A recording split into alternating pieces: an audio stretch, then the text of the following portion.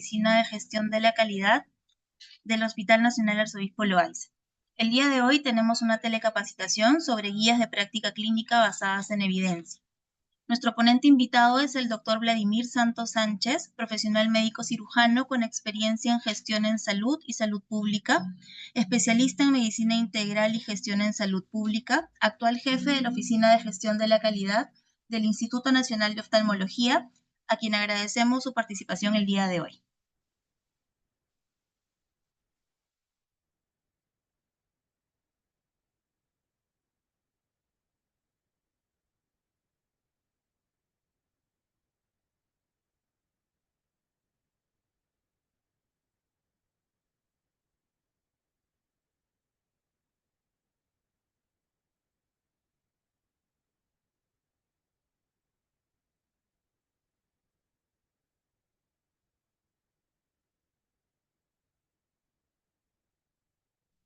Aló, a ver si, creo que sí me escuchan ya, ¿no? Perfecto, doctor. Muy bien, muy buenas tardes con todos los que están presentes acá. Qué gusto poder compartir esta experiencia de lo que en su oportunidad hemos trabajado en el Seguro Social respecto a la adherencia a las guías de práctica clínica. Bueno, ya de este lado del MINSA, porque, bueno, ahorita estamos en el Instituto Nacional de Oftalmología, que es mi plaza, mi sede de profesional médico de gestión, nuevamente retomando varias cosas que por ahí también con ustedes me gustaría compartir, entendiendo que tenemos a diferentes profesionales de todo lo que es el tema de calidad en salud, del tema de hacer esta siguiente fase de todos los que elaboramos documentos normativos, como es la guía de práctica clínica, ¿no? Documentos normativos que nos deben permitir seguir recomendaciones, lineamientos que están establecidos. Ya vamos a un ratito mientras voy a subir acá la presentación, si me permiten, a ver acá. Vamos a, aquí está, aquí está, vamos a ver.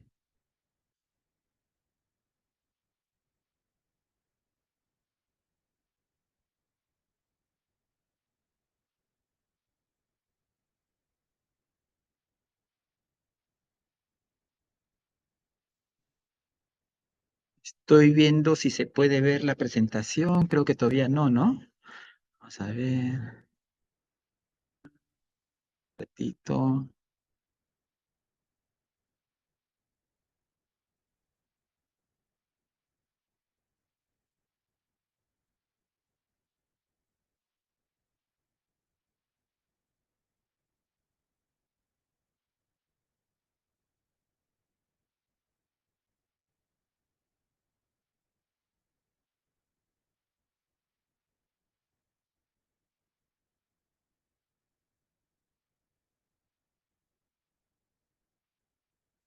Ratitos, ya, ok.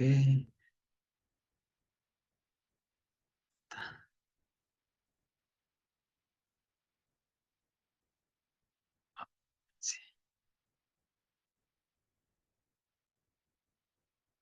Ahora sí, perfecto. Vamos a ponerle en pantalla. Un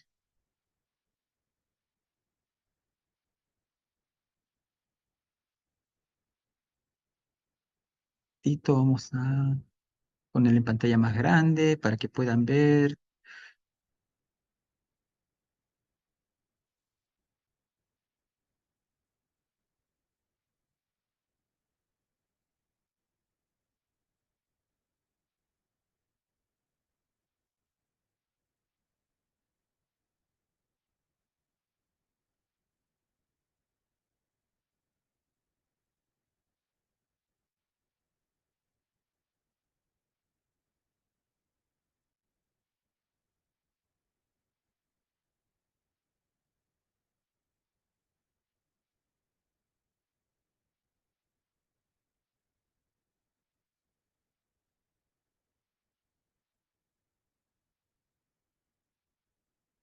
Creo que todavía estoy verificando acá, porque justo también en mis presentaciones tengo otro enlace para ver y no está viéndose en pantalla, ¿no? Vamos a ver. En la parte inferior, doctor, ahí le da un clic. Ajá, correcto, en la pizarrita. Espera. A ver, sí. Quiero saber por qué. Y también estoy moviéndolo acá, pero vamos a ver. Un ratito.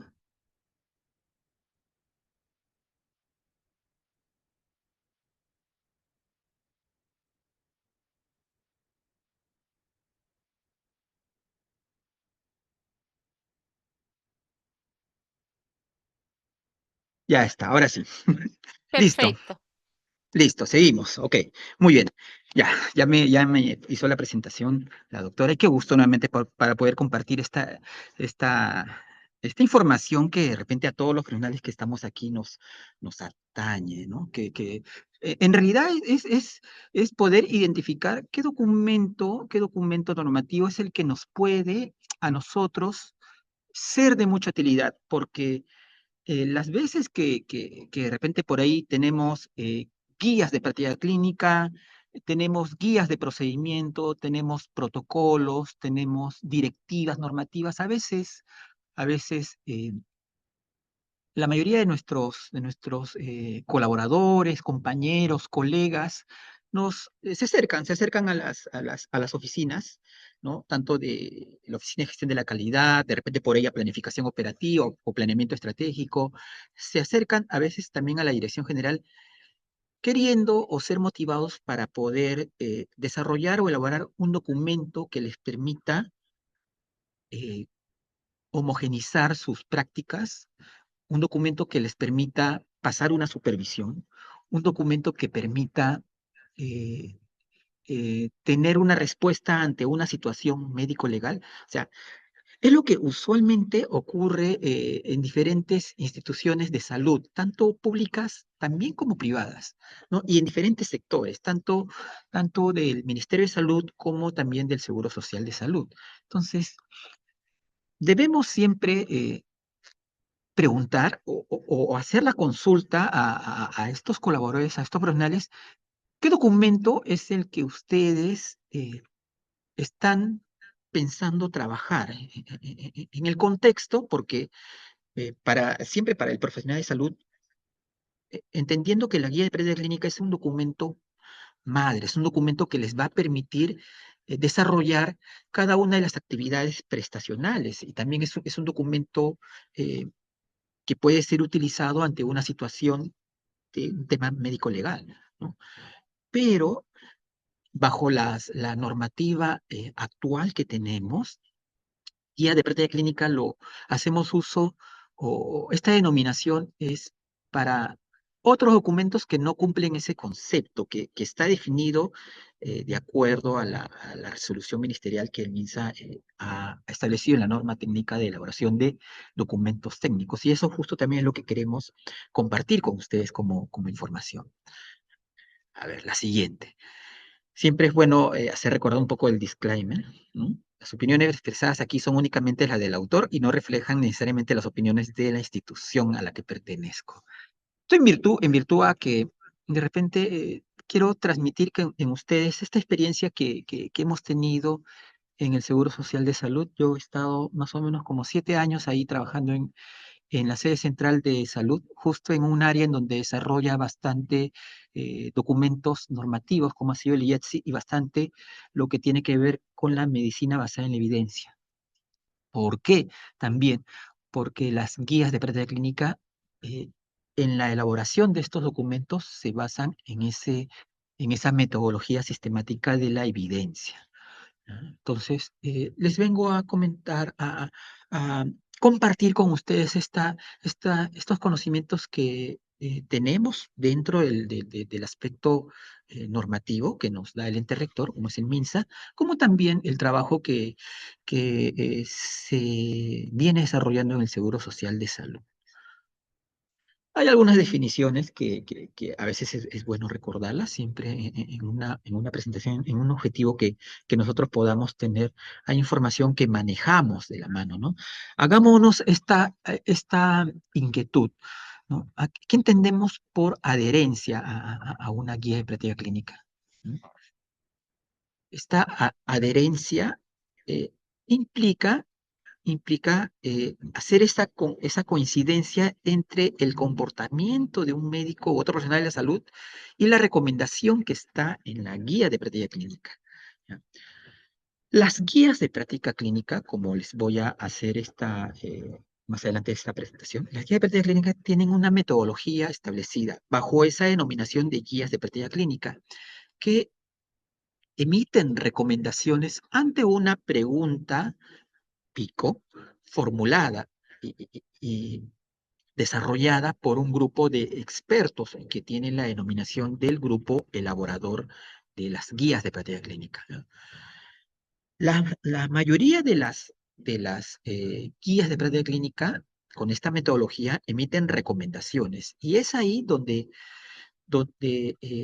viene a tallar lo que es la adherencia. Si un profesional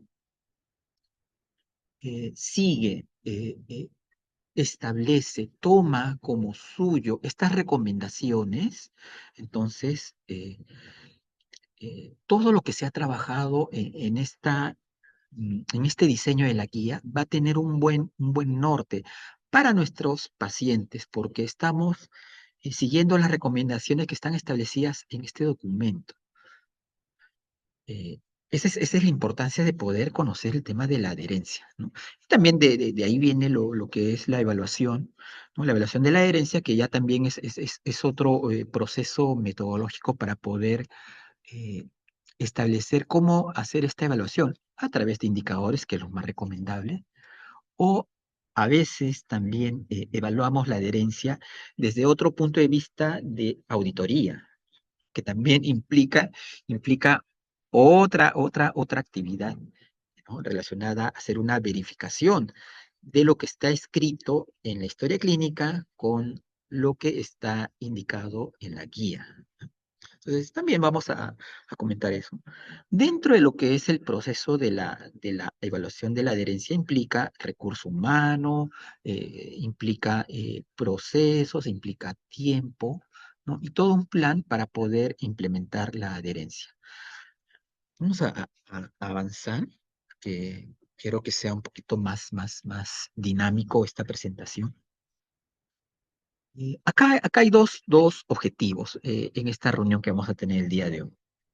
Nuestros eh, dos objetivos fundamentales es primero conocer todo lo que corresponde a los documentos normativos que tenemos dentro de lo que está establecido en el Ministerio de Salud, desde la norma técnica sanitaria, desde las guías técnicas, desde las directivas, ¿no? Y desde los documentos de gestión. Cada uno de esos documentos normativos está definido para qué tipo de acción o línea se quiera trabajar. Entonces, nuestro principal objetivo de la reunión el día de hoy es conocer estos documentos normativos y también ver cómo poder implementar la adherencia en función a los documentos que venimos trabajando dentro de nuestras instituciones de salud. Dentro de estos documentos normativos figura la guía de práctica clínica, que va a ser el conjunto de recomendaciones desarrolladas bajo una metodología sistemática de la medicina basada en la evidencia, ¿no? Que va a permitir al decisor, esa es la principal diferencia, permite al decisor. ¿Quiénes son los decisores? Los decisores son desde el profesional asistencial hasta el profesional administrativo, al equipo de gestión, a los directivos que en función al documento que lo tienen a la mano, tomen la mejor decisión para una atención sanitaria apropiada para nuestros pacientes.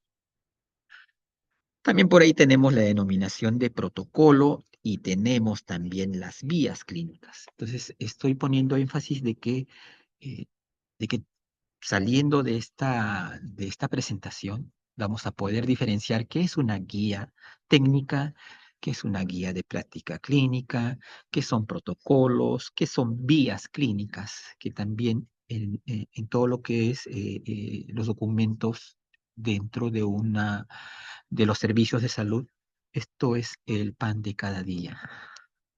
A ver, sigamos. Tenemos que abocarnos a lo que está regulado dentro de lo que corresponde al Ministerio de Salud, ¿no? Y haciendo un tema secuencial en histórico, empezamos con la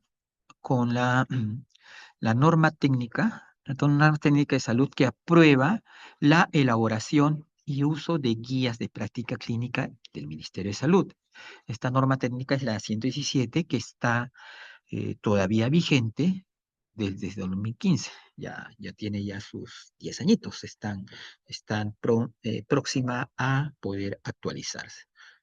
¿Por qué hago mención de esto? Porque a partir de este marco referencial, este marco regulatorio, hay denominaciones que para el profesional o el personal de salud resultan importantes conocerlas.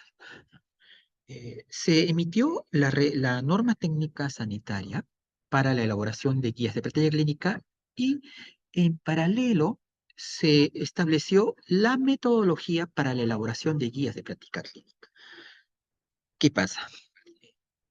Como anteriormente a esta disposición legal se trabajaban guías de práctica clínica bajo una estructura que asemeja a lo que nosotros ahora conocemos como los protocolos de atención. ¿Qué son los protocolos de atención? Un protocolo es un documento, ¿no? Es un documento que, que va a permitir informar, comunicar, describir el conjunto de procedimientos técnicos prestacionales necesarios para la atención ante una situación determinada de salud. Los protocolos pueden formar parte de las guías de práctica clínica. Por lo general, los protocolos tienen dentro de su material bibliográfico información que está más vinculada ¿no? a información de referencias tipo libros, tipo documentos históricos. Lo utilizan como sustrato.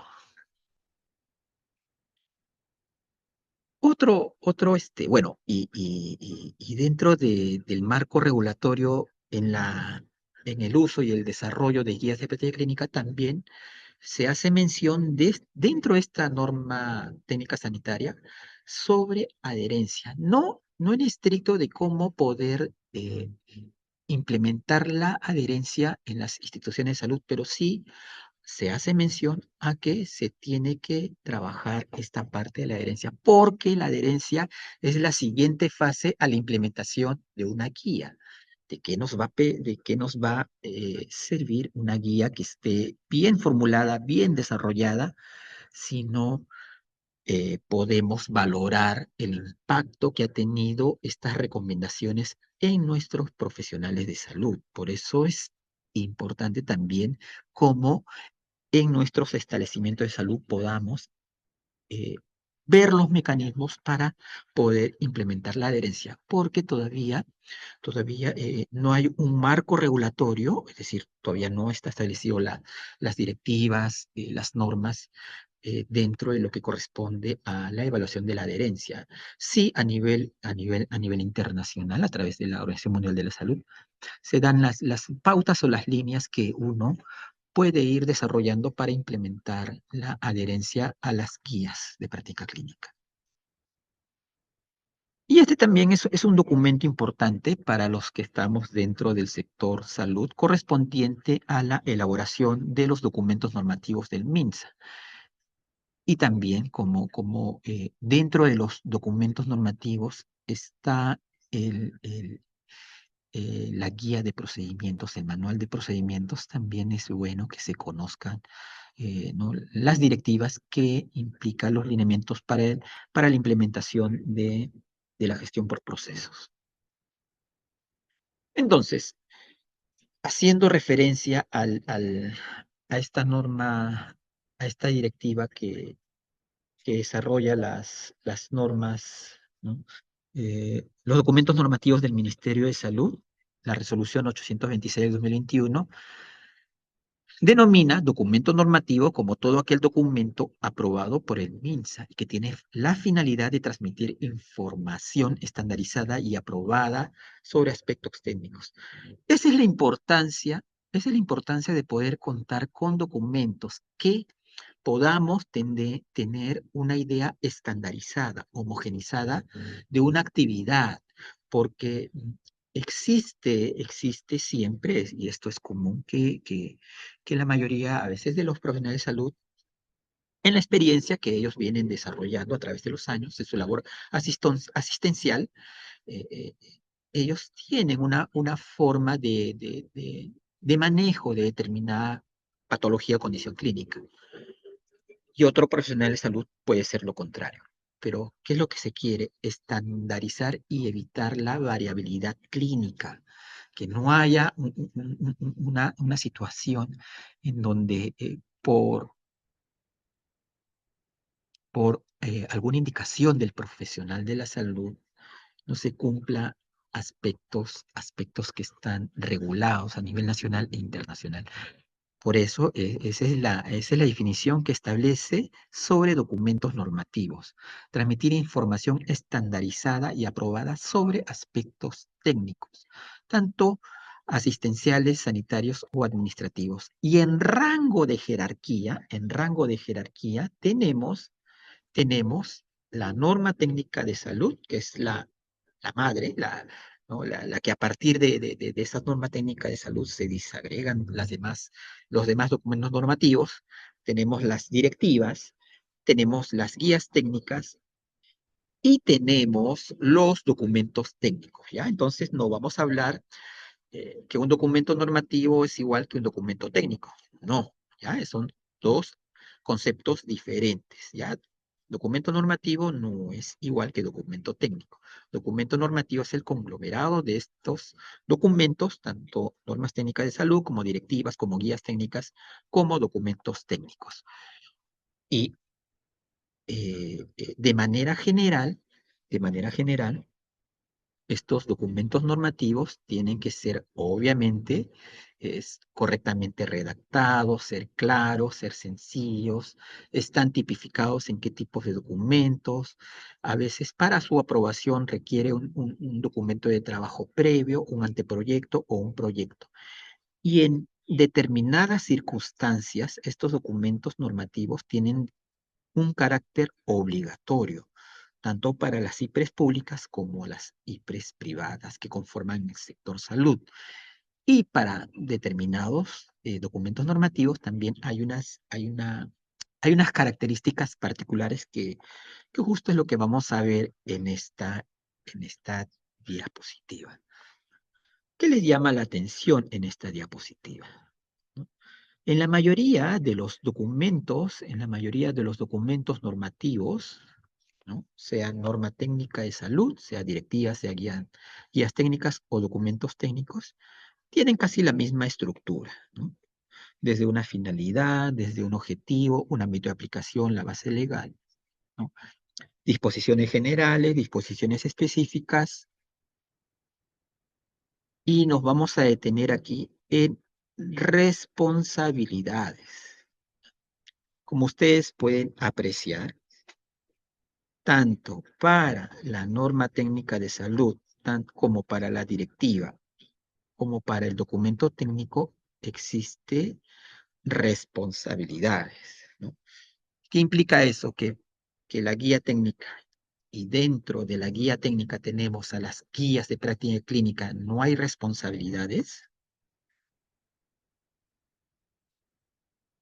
lo pongo ahí en esa inquietud, ¿no? Lo que emite más una guía técnica, en este caso, hablando de guías de práctica clínica, son recomendaciones. Entonces, son las recomendaciones las que el decisor, ahí es donde nosotros como personal de salud, como profesionales, tenemos esta suerte y a través de nuestras habilidades poder, ¿no? Poder conducir mi institución en base a la información que tengo a la mano. Obviamente esta información va a estar basada en una fuente de verificación, en una fuente fidedigna de información, valga la redundancia, veraz. Es decir, va a estar basada en una evidencia científica. Por eso es que en la mayoría de acá, bueno, no es en la mayoría, sino en el documento normativo que corresponde a las guías técnicas, hay recomendaciones que se establecen para que el profesional de la salud o el personal de salud lo tenga que, que, que tomar como referencia o tomarlo en cuenta. La norma técnica de salud es el documento de mayor jerarquía que emite el MINSA para regular diferentes ámbitos de salud pública. Obviamente la norma técnica de salud, nosotros dentro ¿no? de nuestro nivel de atención, no lo podemos elaborar. Esto únicamente lo emite el Ministerio de Salud. Tiene contenido vinculante y de alcance nacional y la aplicación es de cumplimiento obligatorio, ¿no? Comprende aspectos de prestación, organización, financiamiento y gestión de los servicios de salud, entre otros. La norma técnica, ¿no? La norma técnica de salud es la de mayor jerarquía y de cumplimiento obligatorio. Ténganlo eso en, recordaris. También tenemos las directivas tanto administrativas como directivas sanitarias, también de acuerdo al tema técnico o al tema operativo, puede ser de diferentes materias. También es de aplicación de carácter permanente su cumplimiento obligatorio, generalmente por direcciones vinculadas a la sede central del Ministerio de Salud. Esas directivas, pero también en algunos aspectos pueden ser aplicadas en otras CIPRES públicas o privadas. Bueno, también en el Seguro Social de Salud se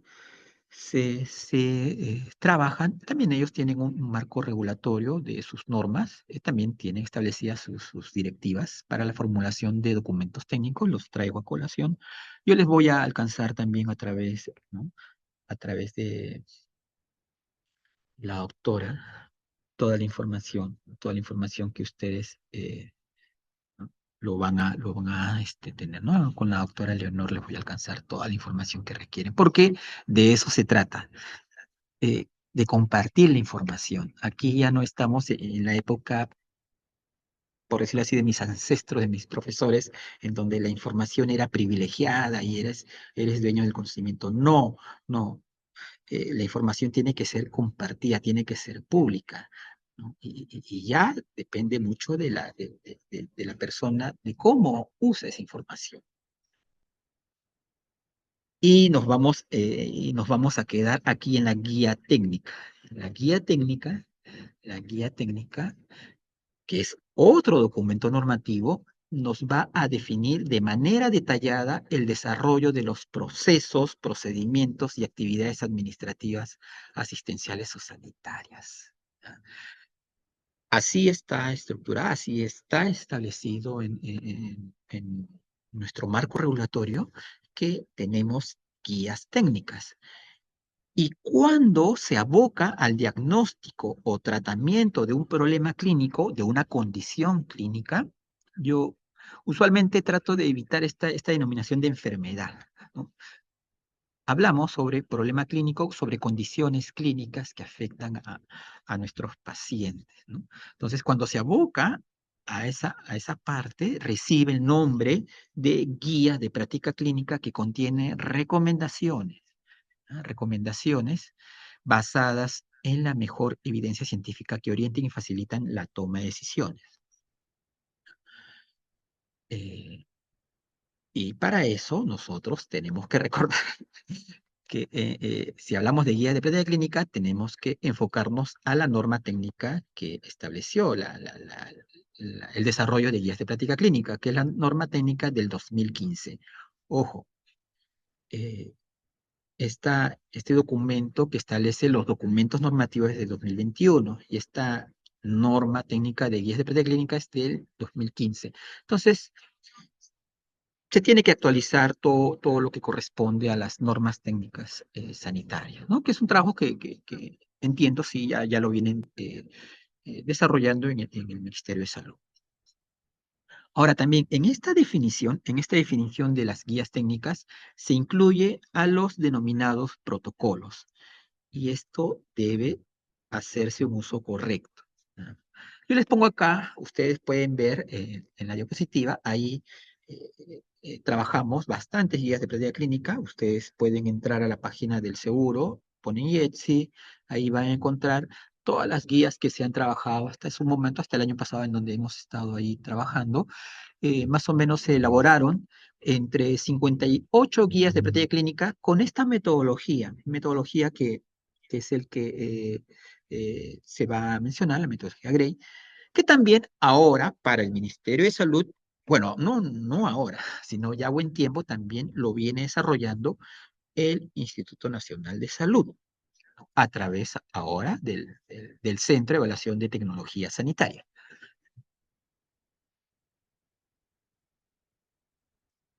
Siguiente. Nos vamos a centrar un poquito acá en el tema de la guía técnica, ¿no? Para el caso de las guías de práctica clínica, el MINSA aprueba aquellas guías de práctica clínica que constituyen problemas de salud pública. Cuando ustedes pueden darse el tiempo y vean, ponen así simple, guías de práctica clínica, INS, les va a salir la página del INS, la página del CET, del Centro de Evaluación de Tecnología Sanitaria. Ustedes van a ver que esas guías de práctica clínica están desarrolladas, elaboradas por el Instituto Nacional de Salud, pero están aprobadas con resolución ministerial del Ministerio de Salud a través de la sede central, a través de la dirección de la DIGES, porque ya esas guías tienen un carácter nacional, es decir, constituye aquel documento que va a servir de información estandarizada para una determinada condición clínica. Y obviamente, bueno, todos los profesionales de salud queremos que existan guías de práctica clínica para todas mis condiciones clínicas, pero eso resulta a veces un poco dificultoso porque para elaborar una guía de práctica clínica con esta metodología se requiere eh, el personal, se requiere de tiempo, se requiere de diferentes recursos. Utilizar esta metodología de desarrollo de una guía de práctica clínica puede tomar entre medio año hasta 2 años o hasta 3 años. Pero también se hace referencia que para desarrollar guías de práctica clínica en versiones que le puedan ser útiles a mis instituciones del segundo y tercer nivel de atención, tenemos un modelo, una estructura de una guía técnica, que es este modelo que yo les presento a ustedes y que lo más probable es de que también la mayoría de vuestros documentos o de todos los documentos que tienen esta denominación de guías de práctica clínica tienen esta estructura. Diferente, diferente a la estructura de las guías de práctica clínica en una versión más extensa, en donde se hace mención a lo que corresponde a las recomendaciones y obviamente estas recomendaciones responden a una pregunta de investigación, como son las preguntas PICO. Entonces, esta parte de la norma hace mención sobre las guías de práctica clínica y su aprobación por el ente rector, el MINSA, ¿no? También tenemos acá, bueno, como una de las indicaciones respecto a los protocolos. Dentro de la denominación de guías técnicas se incluyen a los protocolos, que pueden ser del campo asistencial o del campo administrativo. Pero hay que colocar bien la denominación para no un poquito traer a confusión cuando hablamos de una guía de práctica clínica, cuando hablamos de una guía técnica denominada protocolo. A ver, ¿qué más? La guía técnica es de aplicación en todas las unidades orgánicas o organismos del MINSA o sus establecimientos de salud expresamente indicados. Eso es lo que también debemos de tener en cuenta. Cuando uno desarrolla una guía de práctica clínica, lo tiene que expresar tácitamente en el documento, porque eh, tenemos varias guías de práctica clínica de un establecimiento de salud del segundo o tercer nivel que también tiene la misma denominación en otra institución de salud. ¿Mm? Entonces, puede ser de que para una condición clínica, una patología o ya una enfermedad, se pueda tener bastantes documentos a nivel nacional, ¿no? Y para eso también es lo que trata el MINSA, de uniformizar toda la información. Porque, porque invertir tiempo en documentos que ya están elaborados con una metodología ya establecida, cuando puede ser fácilmente adoptadas por otra institución también, ¿no? Ojo que las guías de práctica clínica también tienen esa denominación de ser adoptadas y adaptadas también. Entonces recuerden este modelo que es el que por lo general se viene desarrollando a nivel de los establecimientos del segundo y tercer nivel. Esta estructura es la que se cuenta en la mayoría de los establecimientos de las guías de práctica clínica, diferente a una estructura de la guía de práctica clínica elaborada a través de la medicina basada en la evidencia, o las que viene desarrollando el Instituto Nacional de Salud o el Seguro Social de Salud a través del IENSE. Bueno, aquí hay modelos que ustedes pueden ver. Por ejemplo, tenemos acá la guía de práctica clínica para la atención de los casos de dengue. Esto es antes de que saliera la norma técnica de salud, ¿no? Cuando teníamos en el 2017 esta guía técnica para el manejo de los casos de dengue, era una guía, miren, tenía esta denominación: guía técnica, dos puntos, guías de práctica clínica para la atención de casos de dengue. Y tenían esta estructura en versión corta: finalidad, objetivos, ámbito de aplicación, diagnóstico, tratamiento, manejo. Pero también, ya, tenemos otras denominaciones sobre lo que se aprobó como protocolo. Por ejemplo, acá, y el uso de los protocolos se dio con bastante auge cuando estuvimos en el tema de la pandemia, ¿no? En la pandemia hubo bastantes documentos que se desarrollaron y se elaboraron, tanto por el MINSA como por el Seguro Social de Salud, que orientaban un manejo adecuado en esta situación. Ahí también se desarrollaron protocolos para la atención con sospecha o infección de coronavirus en los casos confirmados, entre otros documentos. Y aquí está una breve diferenciación de cuándo hablo de guías, cuándo hablo de protocolos y cuándo hablo de vías también, ¿no? Porque ya estamos inmersos en todo lo que corresponde a las vías clínicas, ¿no? Y las vías clínicas, ustedes me podrán decir, ¿ya lo vienen trabajando en vuestra institución? Aún estamos en eso, ya estamos comenzando a desarrollar vías clínicas a través de esta promoción que ha hecho la Organización Mundial de Salud a través del HERTS, ¿no? Se está ya elaborando diferentes documentos que bajo la denominación de vías clínicas nos permite estructurar las actividades ante situaciones clínicas determinadas. Pero bueno, la diferencia aquí lo vamos a establecer, por ejemplo, acá, en esta situación. ¿Cómo podemos hacer diferenciación cuando hablo yo, en este caso, de una guía de práctica clínica y una vía clínica? Si el resultado de lo que queremos a través de este documento puede identificar un manejo en el diagnóstico y el tratamiento, es decir, en el manejo del paciente, estamos haciendo uso de una guía de práctica clínica. Identificamos al paciente correcto, tratamos al paciente correcto con el tratamiento correcto, es el manejo. Pero si queremos organizarnos toda esta prestación, es decir, tratar al paciente correcto con el tratamiento correcto, con el equipo profesional, el equipo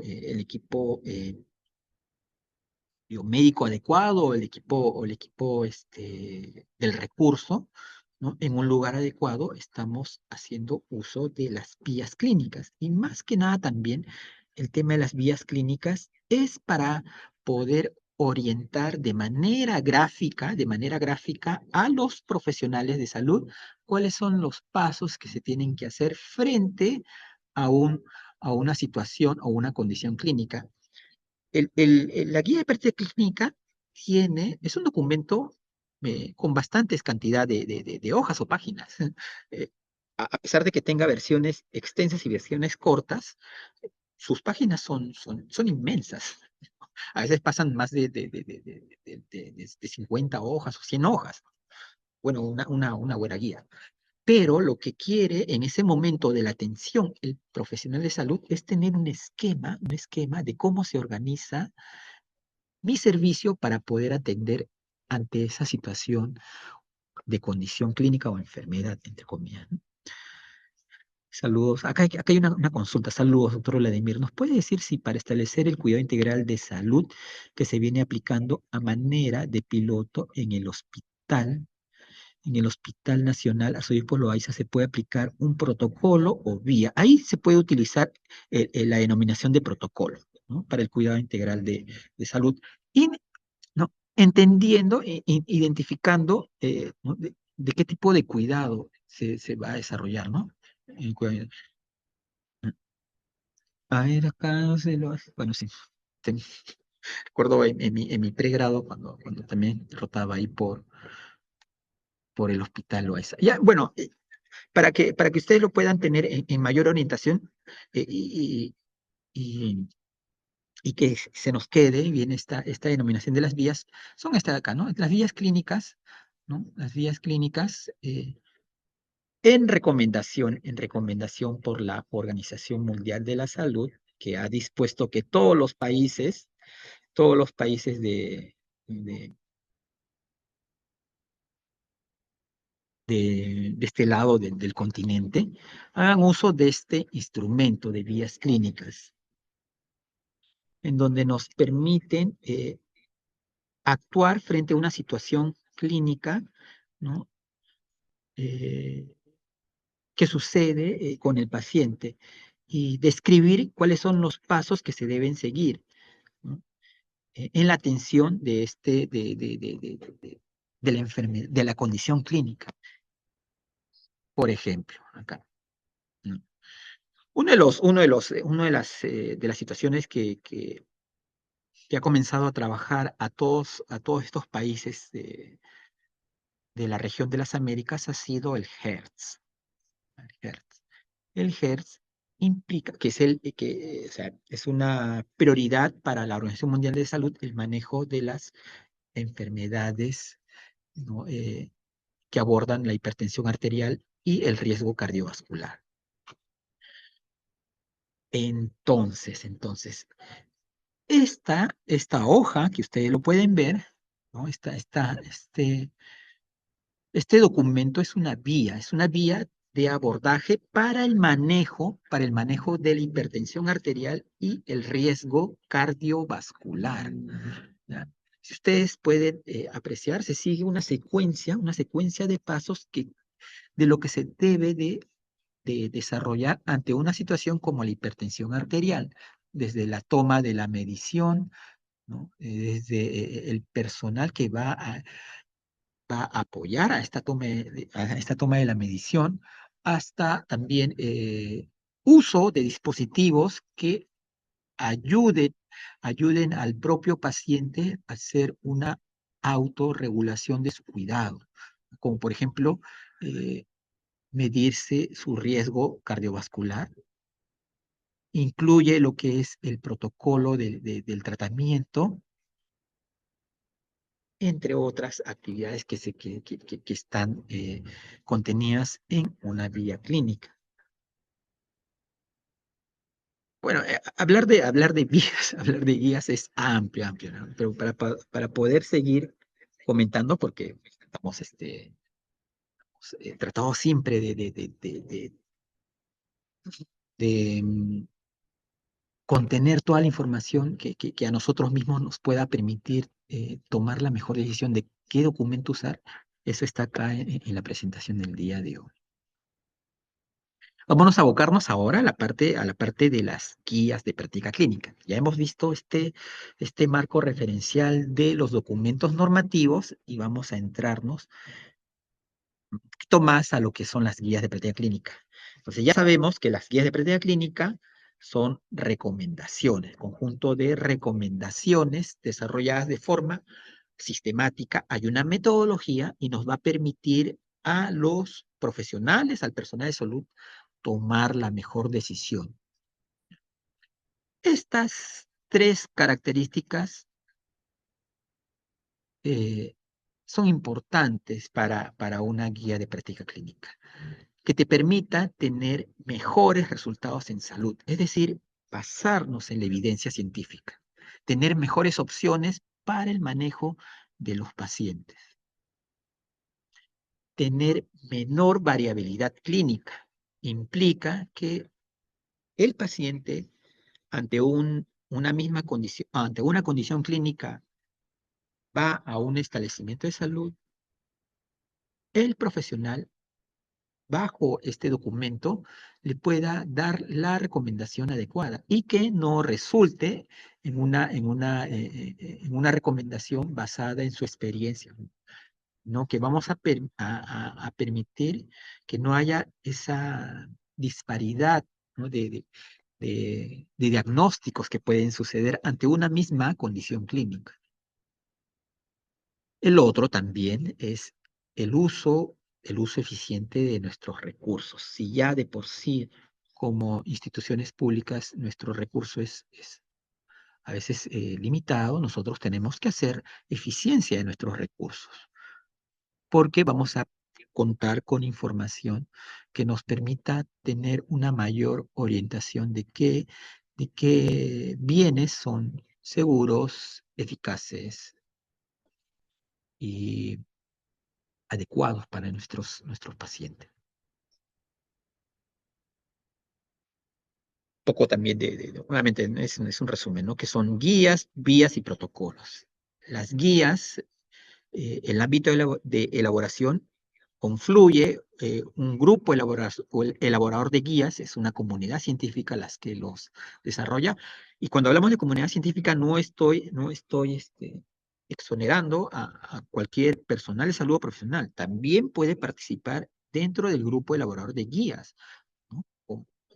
Pero debe de tener conocimiento de la condición clínica o experiencia de la condición clínica que se va a elaborar o desarrollar.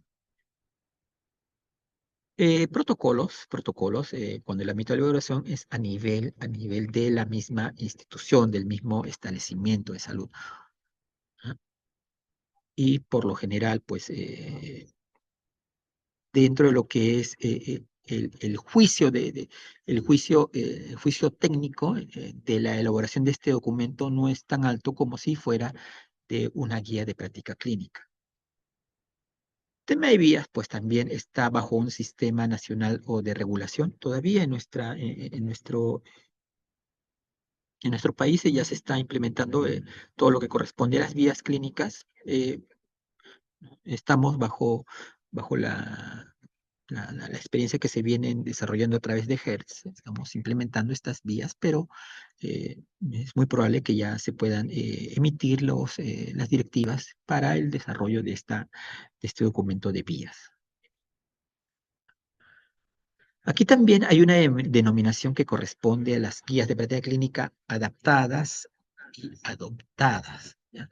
En términos, en términos sencillos, cuando hablamos que una guía de práctica clínica es adaptada, ¿ya? Es cuando son modificadas en su versión original para el contexto de nuestra institución. Y hablamos que son adoptadas cuando ya tenemos esas guías de práctica clínica. Y, y justo también esa guía de práctica clínica eh, está vinculada a una condición clínica en nuestra institución. Nosotros lo hacemos nuestro sin modificación sustanciales que se pudieran dar de este documento de guías de práctica clínica. Y una guía de práctica clínica de nuevo es cuando se empieza desde el inicio. No hay información, no hay documento basado en una evidencia de elaboración de este documento. Y por lo general, las guías de práctica clínica, que son las que se vienen desarrollando tanto por el INS como por el IETSI, para su desarrollo pueden tener un periodo de 6 meses hasta 1 año o 2 años. A ver, aquí también hay una indicación que está dentro de la norma técnica de salud para elaboración de guías de práctica clínica. Hace mención que los establecimientos de salud público del segundo y tercer nivel, que es el donde también nos corresponde, podrán elaborar otras guías de práctica clínica que les sean prioritarias usando la metodología que con ese fin apruebe el MINSA, entendiendo que para los establecimientos del segundo y tercer nivel podemos hacer uso esa estructura que les enseñé en diapositivas atrás, de la versión corta para elaboración de guías de práctica clínica. También el mismo documento normativo hace mención, aquí justo en el tema de la adherencia, que los establecimientos del segundo y tercer nivel pueden acogerse a las guías de práctica clínica que apruebe el MINSA. Obviamente, las que están ya desarrolladas por el CETS, por el mismo Ministerio de Salud como sede central, ¿no?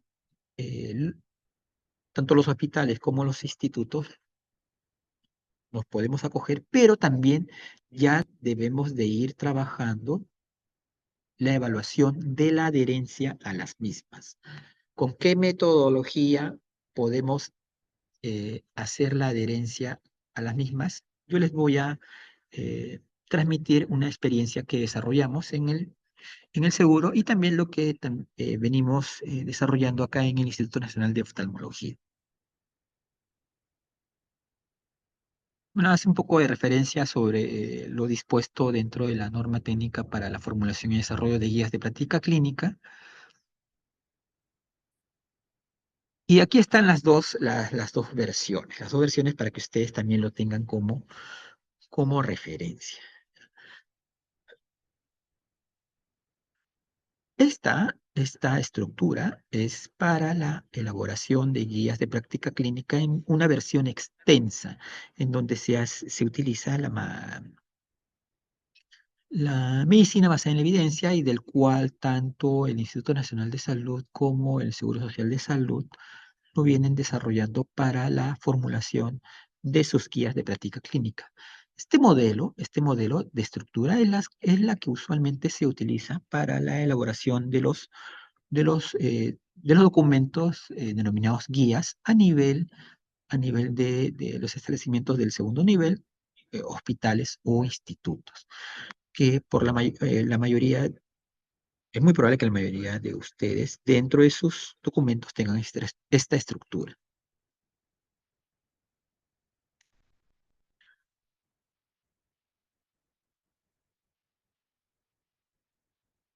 ya estamos en la fase de la elaboración de una guía de práctica clínica.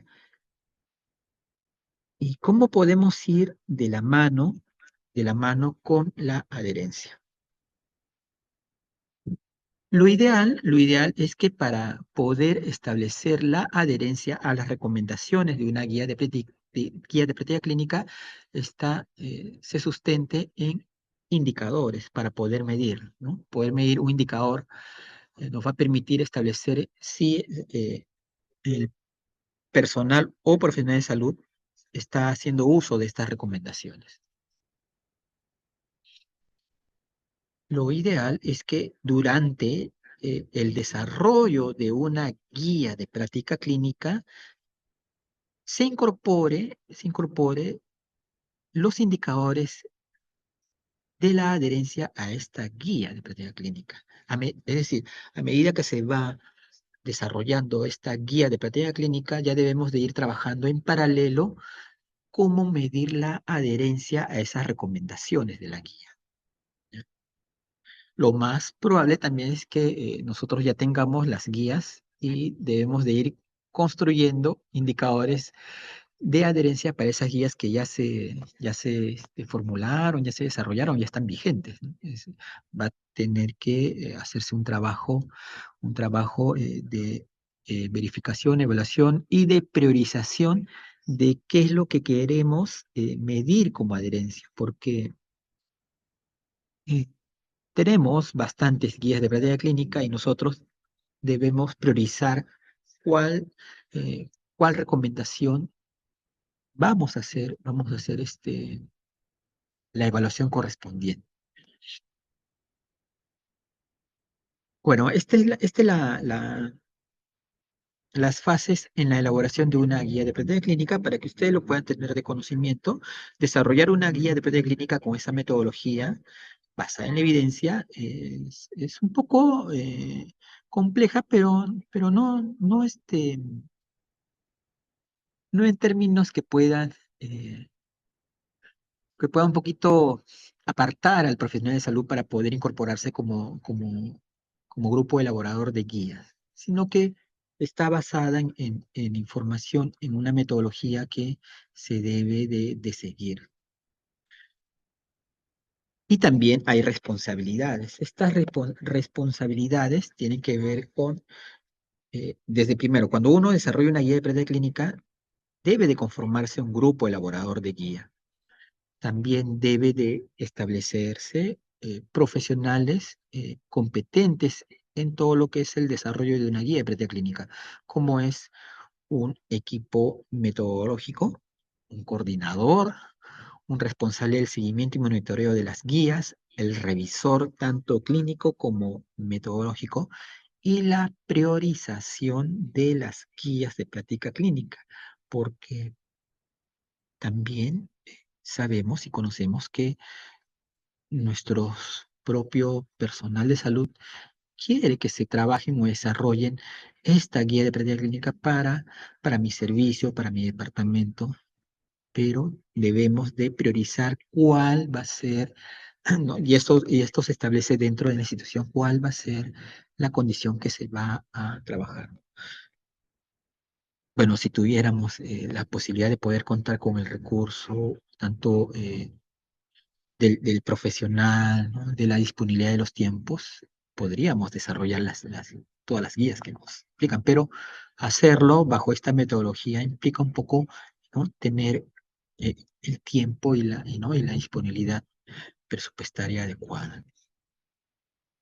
Igual también acá hay las fases correspondientes a la elaboración de una guía de práctica clínica. Y lo que quiero traer a colación es que todo esto, en el desarrollo de las guías de práctica clínica, desde la selección de la condición clínica hasta su publicación y difusión, pasa, pasa por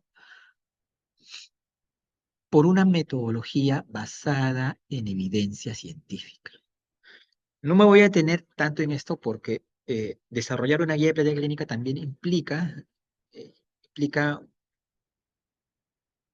una conversación extensa, ¿no? Porque se aplican metodologías ya establecidas, metodología GREY, y también que nos mide la calidad de la guía de práctica clínica como es el instrumento AGRI.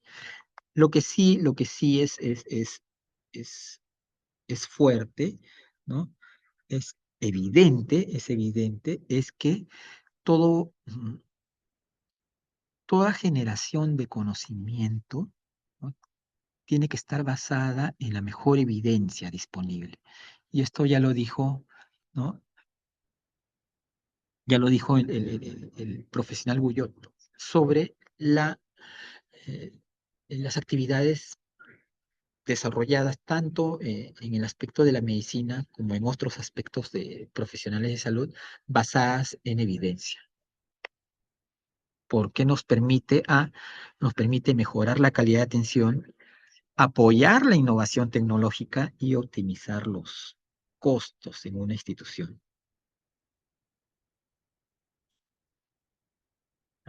Y no solamente las guías de práctica clínica están basadas en la evidencia como documento normativo, sino también hay otros documentos que están basados en evidencia y que también forma parte del conjunto de las herramientas de la medicina basada en evidencia, como es las revisiones sistemáticas y metaanálisis, las guías de práctica clínica basadas en evidencia, las evaluaciones económicas y las ETS, como son las evaluaciones de tecnologías sanitarias, que también por nuestro lado del Ministerio de Salud se vienen desarrollando a través, como les había manifestado, del CETS, ¿no?, del Centro de Evaluación de Tecnología Sanitaria.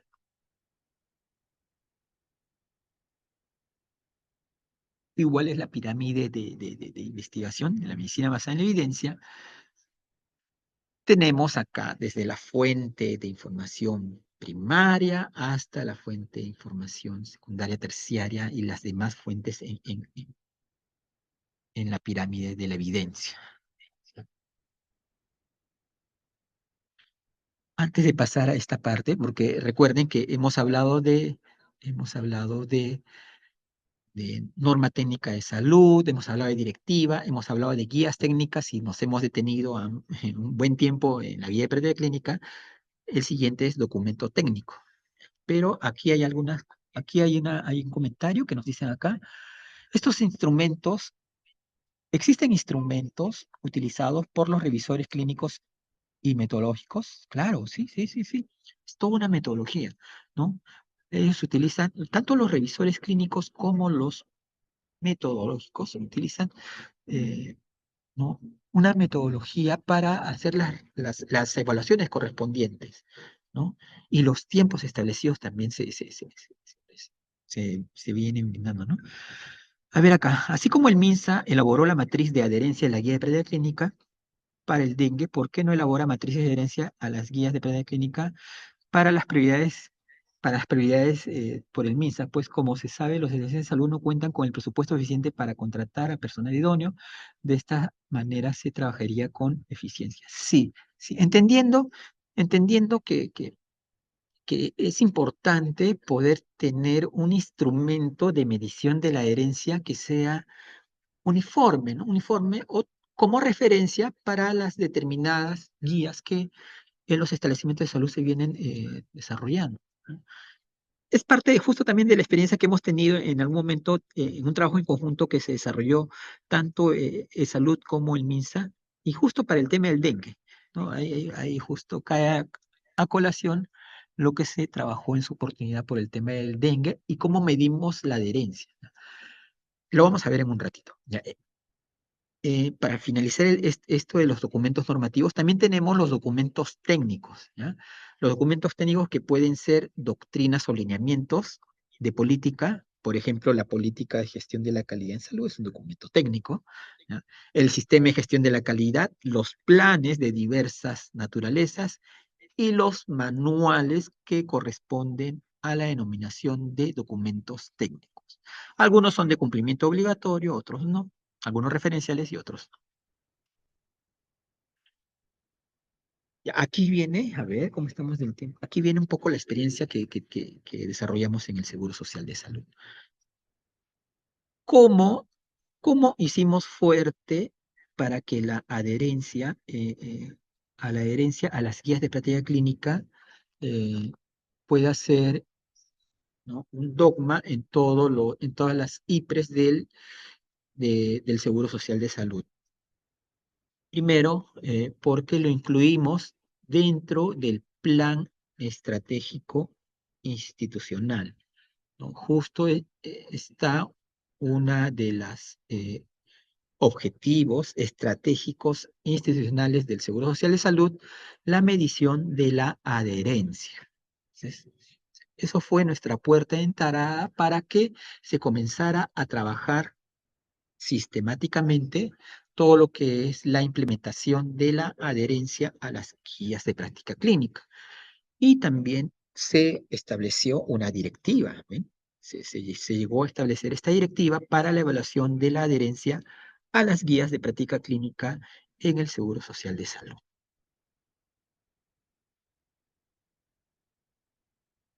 Como les hice mención, se estableció, a ver, acá está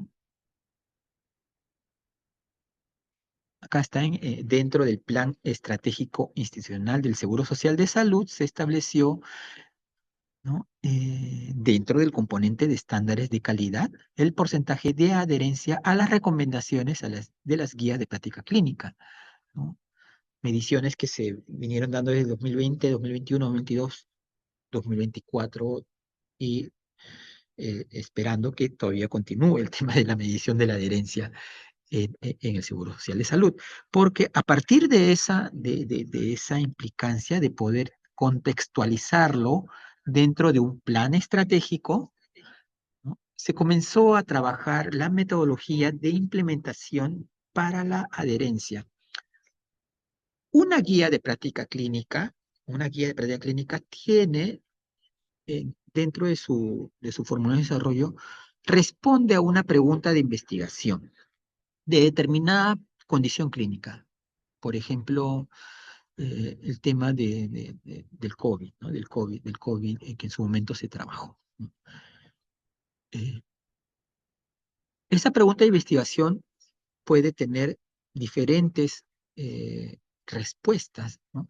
Y sobre esas respuestas se emiten recomendaciones. Entonces, una guía de práctica clínica puede tener entre 1, 2, 3, 5, hasta 10 recomendaciones resultantes de una pregunta de investigación. Imagínense que una guía de práctica clínica puede contar hasta con 2, 3 o 4 preguntas de investigación propias, preguntas pico. Imagínense cuántas recomendaciones se emitirían y ¿no?, cuántos indicadores de evaluación de la adherencia a esa recomendación se trabajarían. Por eso, se priorizó cuáles son aquellas recomendaciones trazadoras, las que nos van a mentir en sí todo lo que corresponde a mi seguimiento de una adecuada indicación para el manejo de la condición. Se estableció indicadores trazadores. Aquí está. Una guía de práctica clínica puede tener diferentes recomendaciones y sobre esas recomendaciones formuladas, esto se evaluó a través del grupo elaborador de guías de práctica clínica, ¿no? Desagregar cuáles son aquellas recomendaciones trazadoras. Y sobre esa trabajamos los indicadores de adherencias eh, que a través del sistema informático del Seguro Social se pueda ir jalando. Ese también es otro de los aspectos clave para poder medir la adherencia, contar con un buen soporte, un soporte informático de información, data en tiempo real, y contener bastante información que te permita extrapolar todo lo que a través de la historia clínica electrónica se pueda, bueno, extraer, valga la redundancia, ¿no?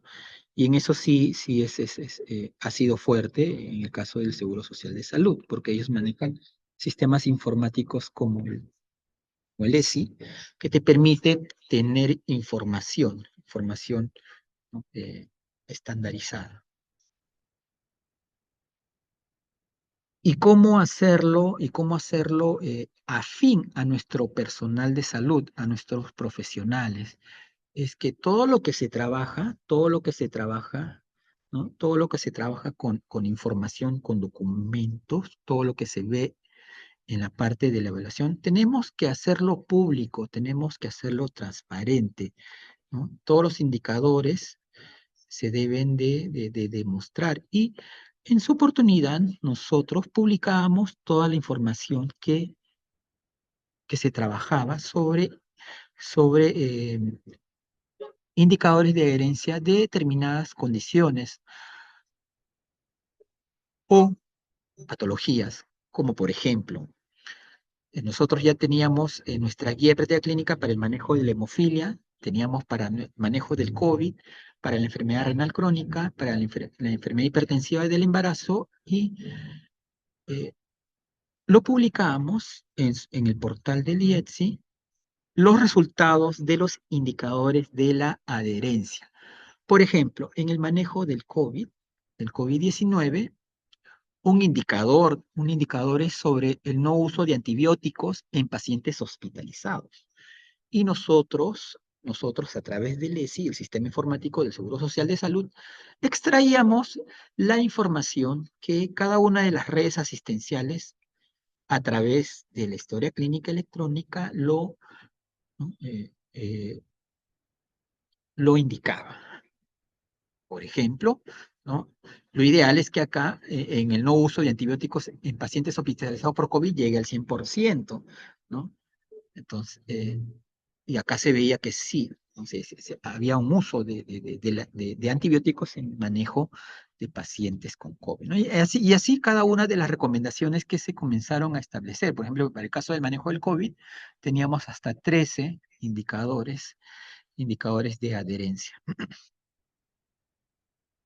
Igual también sucedió con el tema de la enfermedad renal crónica. Uno podía entrar a este enlace, a esta página, y podía visualizar cómo estaba tanto a nivel de la IPRES, IPRES de Lima, como también a nivel regional.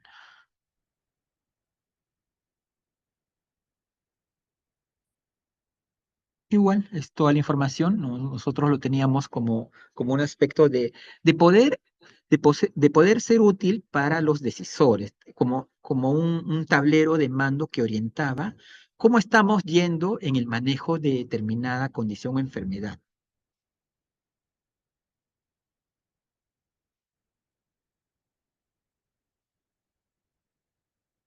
Igual también, ¿no? Cuando encontrábamos el producto de toda esta evaluación de la adherencia, encontrábamos situaciones críticas, teníamos que implementar también un plan de acción. ¿Qué es lo que tenemos que hacer para mejorar tal vez la baja adherencia? ¿Dónde está el problema? ¿Con quién tenemos? ¿Qué servicio tenemos que hemos identificado que no está cumpliendo las recomendaciones? ¿Cuándo poder desarrollar este cumplimiento ¿no? de recomendaciones y cómo poder ser desarrollado o realizado el reporte de la información? Igual, un poco ¿no? de información respecto al uso de antibióticos en pacientes hospitalizados para medir la adherencia. Igual también en cada uno de los indicadores, de los 3 indicadores que les hice mención, fue lo que aplicamos. Y tableros de control, ¿no? Semaforizados para que le pueda permitir al decisor saber cómo está yendo, ¿no? Tanto a nivel local o regional, la adherencia a las recomendaciones dadas en este tipo de condición clínica.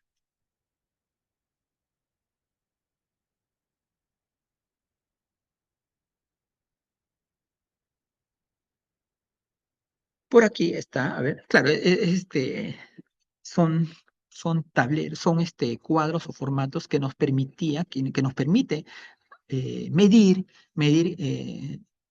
la adherencia en determinados servicios o departamentos, donde podemos encontrar, ubicar alguna limitación o tal vez acción de mejora.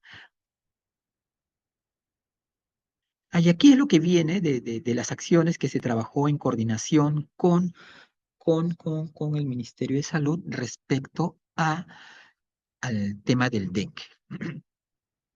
Entre el 2023 y 2024 estuvimos en coordinación para poder hacer una evaluación a nivel nacional sobre la adherencia a las guías de práctica clínica para los casos de dengue, entendiendo que para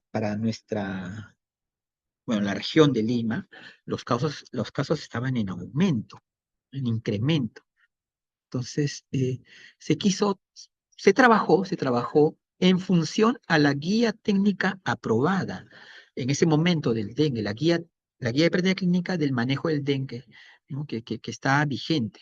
Y esa guía de práctica clínica no tiene recomendaciones, sino tiene acciones puntuales. ¿Ya? ¿Qué es lo que se tiene que hacer ante un caso de dengue, ¿no? Por parte del profesional?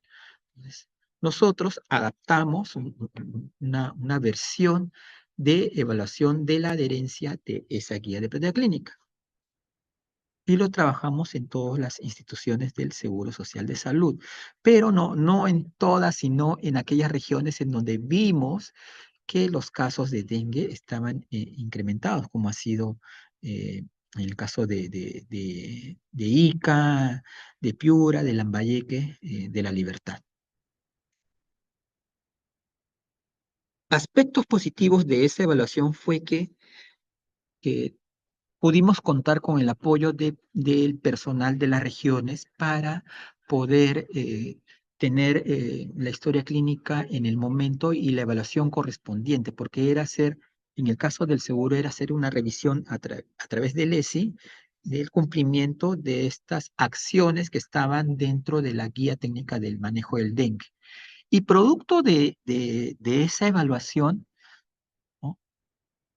Nosotros estratificamos por grupos, porque habían casos de dengue severos, los casos de dengue leves, ¿no? Los casos de dengue sin signos de alarma. Entonces, producto de toda esa evaluación, se tuvieron resultados, ¿no? Resultados que, por ejemplo, van desde el aspecto, ¿no? Desde el aspecto de la notificación, ¿no? En qué región se notificaba de manera inmediata por el personal de salud, si se indicó una prueba de diagnóstico, en este caso la prueba de Lisa, si se consignó la fecha de inicio de los síntomas de la historia, ¿no?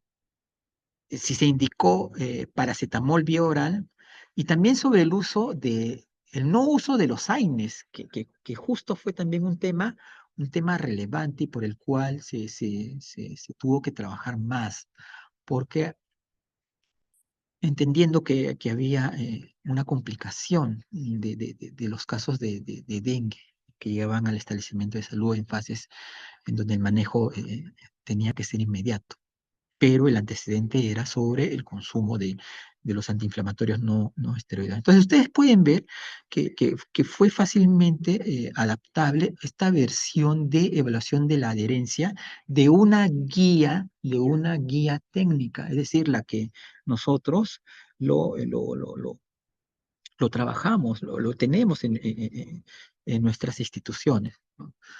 Solo que correspondería armar un grupo de profesionales, hacer una evaluación y priorizar qué tipo de guía y qué aspecto puntual podemos hacer de medición, ¿no? En el caso de la herencia, cómo sucedió ahora en el caso del dengue, ¿no? Y esto lo podemos extrapolar con el apoyo de estadística informática o de los que manejan el tema, ¿no? El tema de visualización de datos, lo podemos exportar a información que le va a permitir al decisor contar con información eh, permanente sobre la atención, ¿no? De determinada condición clínica. Igual también ahí fue la experiencia que se ha tenido en Ica, en Ancash, en La Libertad. Y también se trabajó los medios informativos, en donde, como les hice mención, todo tiene que ser publicado. De nada nos va a servir que desarrollemos un documento, elaboremos un documento, implementemos unos indicadores de adherencia si es que esto no va a permitir al decisor tomarlo como referencia y también a nuestro personal de salud conocer cómo estamos yendo en el trabajo de la evaluación de los diferentes aspectos de la atención sanitaria, ¿no? También, a partir de los resultados de la adherencia, donde tuvimos que incidir más es en el aspecto informativo, ¿no? En las pautas iniciales de lo que queremos evitar que mi paciente se complique, es decir, en el manejo inicial de la información. Enlaces sobre el tema del dengue, que justo va a colación con lo que hicieron mención acá en el chat, ¿no? En el chat respecto a, ¿no? Si se elaboró la matriz de adherencia de la guía predictiva para el dengue, ¿por qué no se elabora la matriz de adherencia de las demás guías? Estamos en eso, ¿no? Es muy probable que se esté ya trabajando, se esté trabajando este instrumento de medición de la herencia que nos pueda servir como referencia para trabajar en nuestros servicios, en nuestras IPRES, en nuestras instituciones, lo que corresponde a esta evaluación de la adherencia. Ok, justo ahí era de las últimas diapositivas, ¿no? He corrido porque también a veces no quiero chocar con lo que es el aspecto de la alimentación. A ver, consultas o dudas, aunque también he despejado ahí en el chat algunas dudas. O listo para que ustedes me puedan comentar cualquier información o inquietud que puedan tener. Voy a revisar acá en el... Ya está, sí, justo. Justo acá, estamos con los tiempos, estimada doctora Leonor. Justo está. Tiempo medido y exacto.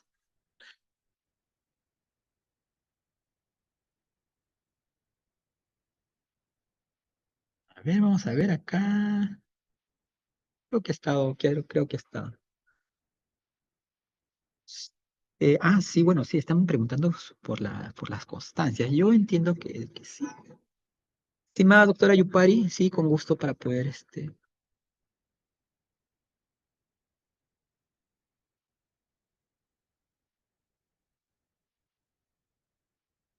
ya, a ver, vamos un ratito, vamos a activar acá el audio.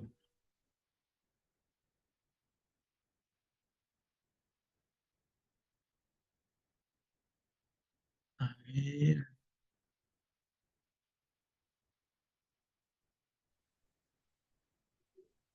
Buenas tardes. Interesante lo que usted ha expuesto y con mucha claridad. Eh, bueno, nosotros hemos venido desarrollando varias guías y lo que el común denominador precisamente era la falta de información, ¿no? O sea, no tenemos un sistema de información y más aún para, como colorario, para cerrar lo que usted acaba de terminar de mencionar, la adherencia, que es fundamental. Em, bueno, creo que lo importante es que ya se dio el primer paso, ¿no? Y ir caminando para hasta que nosotros podamos ya optar con la metodología de Gray, ¿no? Y lo otro, definitivamente, la información va a ser muy, muy importante que se trabaje de la mano ahí, ¿no? Con un metodólogo y también con estadística. A partir de allí vamos a poder nosotros ver, pues, inclusive las mismas las preguntas pico, ya que es una guía de la práctica clínica, donde no solamente involucra la parte, digamos, clínica propiamente, sino que también el tratamiento. Y en el caso en particular, en mi especialidad, pues eso va variando, ¿no? Va variando en el transcurso. Si normalmente se dice que una guía debería ser reactualizada en 5 años, En el caso nuestro, y debe ser en muchas de las especialidades también, en realidad va variando en casi 2 años, ¿no? O van ya surgiendo digamos, los medicamentos que han estado siendo estudiados y que ya están comercializándose, ¿no? Pero nosotros no tenemos evidencia de cómo va funcionando esos medicamentos en nuestros pacientes. Entonces, creo que ese es algo que debemos incidir, ¿no? En tener un sistema de información que fluya realmente y que podamos tener acceso más fácilmente, porque como a usted mismo le consta, tener información es bien difícil, está cerrado casi con 50.000 llaves y no se puede acceder para poder, digamos, elaborar claramente una guía de la práctica clínica y mucho más, digamos, aplicando el sistema GREI.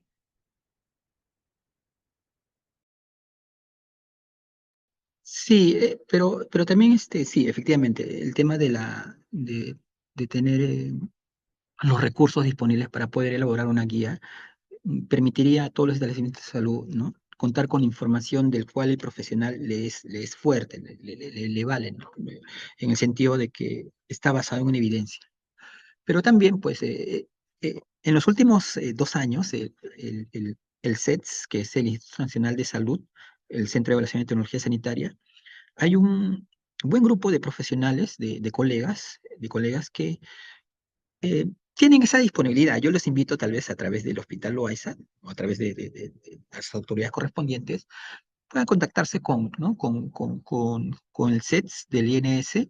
Hay colegas ahí, eh, decisores, el doctor Raúl Timaná, el doctor David Jumpa, son profesionales que justo están viendo este tema de las guías de práctica clínica y ya está trabajando bastantes guías de práctica clínica con esta metodología que también, como les hice mención, nuestros establecimientos pueden estar, ¿no? En ese proceso de adaptación. Obviamente hay una prioridad nacional, que te implica que de repente el tema oncológico, el tema de enfermedades raras o huérfanas, el tema de crónico-degenerativas, tenemos que ir desarrollándolo en todos los aspectos. Pero, pero también no olvidemos aquellas condiciones que por el cual nuestros profesionales de salud requieren, ¿no? Requieren un manejo estandarizado. Pero sí, también se está avanzando bastante en lo que viene trabajando por parte del Ministerio de Salud. Mira, yo soy médico 276, médico nombrado acá del INO, ¿no? Cuando fui a salud, se trabajó bastante en aspecto de producción de guías de práctica clínica, pero ahora también ya el Ministerio de Salud ya está yendo a la par. Está yendo a la par porque se está concientizando, se está evangelizando que estos documentos nos permiten a todos los profesionales de salud, tomar la mejor decisión para nuestra atención de nuestros pacientes. Así es, gracias doctora por su aporte también. Ok, estimada doctora Leonor, y estimados con todos, si justo estamos aquí exactito con los tiempos. Para mí ha sido un gusto poder compartir estos conocimientos que uno siempre, bueno, en el devenir del tiempo, ¿no? Va adquiriendo y hasta en una otra oportunidad cuando gusten.